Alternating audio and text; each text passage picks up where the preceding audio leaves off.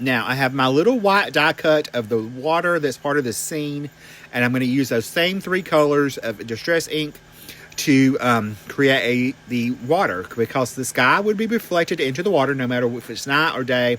So I'm creating a center highlight in the middle of the water lake, because we're going to say the moon that you cannot see in the sky is reflecting off of the water. So that's why we give it that little highlight. Now I'm going to come in and I'm going to use some iridescent shimmer spray and spray onto my little background, along with some Copic opaque white splatters. That way I'm adding more up into the sky, and that's going to be my stars in the sky and reflected into the water. Now I'm coming in with the rock die cuts from the set, and we are going to ink blend a little bit of, I used ground espresso or scorched timber. You could also use hickory smoke. I went with one of the brown colors to just give it a little bit more life. And I'm going to move those off to the side, and I'm going to use some squeezed lemonade to ink blend over the die cut part of the windows. You can see some of the windows are missing. No big deal.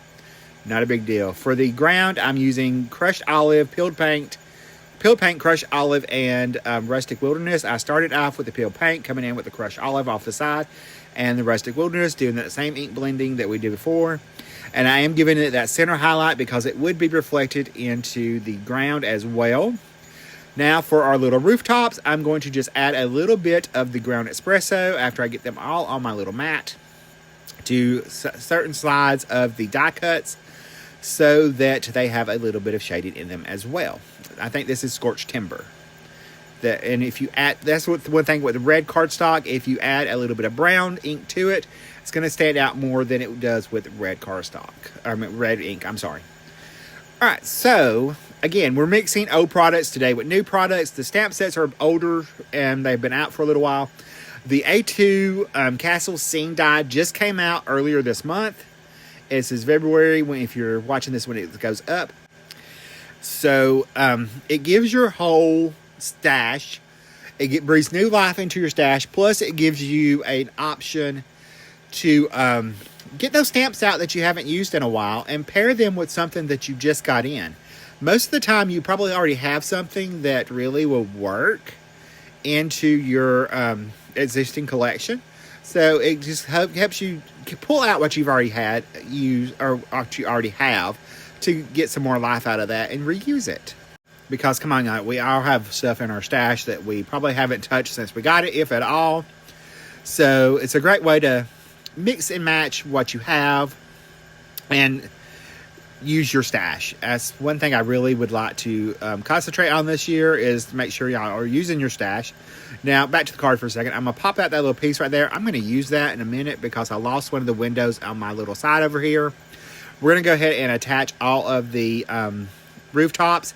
And there are etched lines on the die cuts. You can't really see them in the video, but it shows you exactly where each piece should go.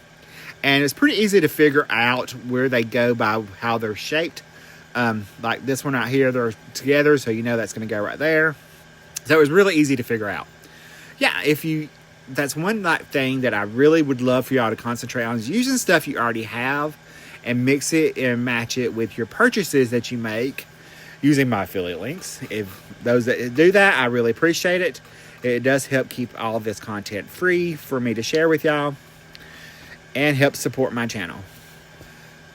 Shameless plug. All right, see, I'm taking that little piece that I just ink blended and I'm poking it behind my window. Doesn't really fit there, but I couldn't find the piece that did, so it'll be okay. I'm going to continue adding the tops. Now, another reason that you want to use things in your stash is it gets it in your hand again, and you can breathe whole new life into what you already have without having to run out and purchase similar things or repurchase things that you probably already have that you forgot about. Like, for example, I just bought a die set last week thinking I didn't have it, and it came in, and I went and put it in my stuff, the envelope that it goes in, and Lord and behold, I already had the die set. But that's okay, because I can use it. If I make multiples of the same image for a card, I can still use that die set. I'm not too worried about it. But it would have, if I would have used it like I should had, I wouldn't have repurchased another die set. But it's okay. So we're going to go ahead and back to the card for a second. We're going to go ahead and add in our little top to our little garden shack at the bottom. And we're going to keep adding our little turrets and our little tops to our little roofs.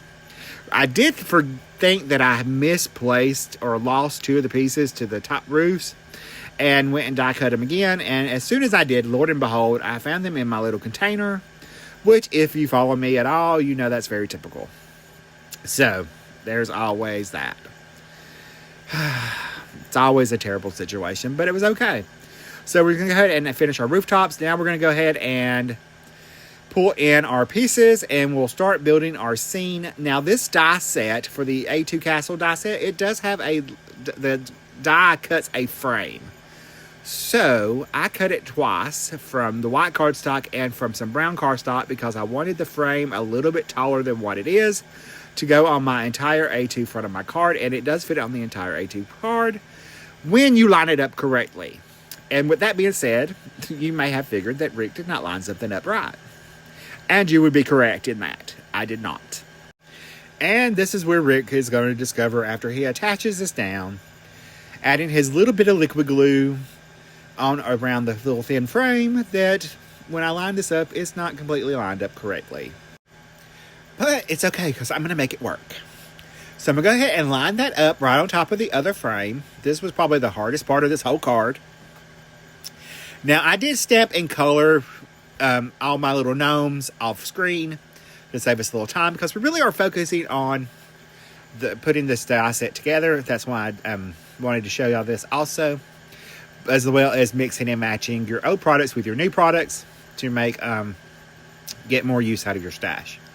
So we're going to add liquid glue behind our sky, and I'm just adding it into all those little pieces. This is where I discovered I did not have the frame lined up completely right. I had the brown piece at the top a little bit off of the white. It's okay. It'll work out. So now we're going to go ahead and add our castle in. But everything fits inside that frame, so you know you have it all lined up right. That's how I knew I was off. Now, though, I'll also tell you that I did cut the... there are waves in the water section that are attached to the die set. I cut mine out. You can totally do that or not, and then I'm just put it back in when I want to cut the waves. But for this card, I really didn't want the waves in there. That's why I went ahead and cut it out. And in the finished photos, I will go ahead and tell you this. You're going to see a little bit more dimension into that ink blended lights in the castle. Plus, you're going to see the little part I was just working on colored in blue. I just picked some markers and colored that off screen because I didn't like how it looked. So I just added a little bit more detail to those, along with the lights in the little house, garden shack, and the door. So now I'm just adding in my water for the lake. And you can see how that gives that whole reflective life to our scene. And we're at our little grass. But by doing it the way I did it, it ties everything in together. That's what I'm trying to say. So now I'm going to go ahead and add my rock formations, and I decided that this one would be easier to line up first. And you can see the die cut details that are in the die set right here on the back of that, especially in the rocks. They have little bit of die cuts lines that are just makes the rock stand out and gives them more dimension. So that's super fun. We're going to go ahead and add our other little side. And this is when I discovered something I didn't know. It creates, when you layer these up correctly, it creates a little path from the castle down to the little garden shack. Or shack at the lake. I was super impressed. That was very well thought out, and I was very, very happy with that. Now we're going to go ahead and arrange our little gnomes that I've already stamped and colored, like I mentioned. And I just fussy cut those out. There are no coordinating dies for these. But they're super cute stamp sets, and I really enjoy using them. And I thought that, this, again, the story in my head was, we're going to use the gnomes, and they're going to be drinking their morning coffee as they get ready to go to work at the castle. So, I have colored them up. They're all down front at the lake, having their morning coffee. We popped one of the gnomes up. We're going to pop her up on the other side. The other one I just kind of glued down flat. And to give them a little dimension. We're just going to pop on the little gnome right here and down here at the bottom. I did line them up right against the frame.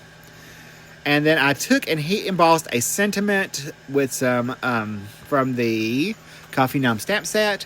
It says, "May your coffee kick in before reality does." I thought it was the perfect little sentiment for this whole card, scene card. And I'm going to add some liquid glue behind my little foam squares. And I'm going to take my T-square. And we are going to line up. I cannot live without my T-square. If you want something straight, I've got to have a T-square. Now, when you're using it, to make sure you line it up against the card, you're going to see me push the T-square right up against the card right there. That way I know that I line that sentiment right up against the edge and it's perfectly straight. Now, I'm going to peel that off. I'm going to add some finishing details now. We're going to add some Stardust stickles to our little girl gnomes. I started off with just a flowers in her outfit. And I added some to her little coffee cup and the coffee pot. And for the little guy gnome in the back, I added it just to his cup a little bit and a little bit to his little hat. And stripes on the other little gnome's hat, as well as his cup and the polka dots on his little nightshirt. And a little bit into his little beard. And then I went back and added some to her little hair. And I'm going to add some to the little bunny feet. Just the white parts, just to make them stand out. I'm going to come in and add some white gel pen highlights to the parts I did not add the stickles to. And that will just bring our finishing touches to life. Y'all know I've got to have some white gel pen highlights, because otherwise it just ain't going to work. Rick's got to have his detail. It's how I roll.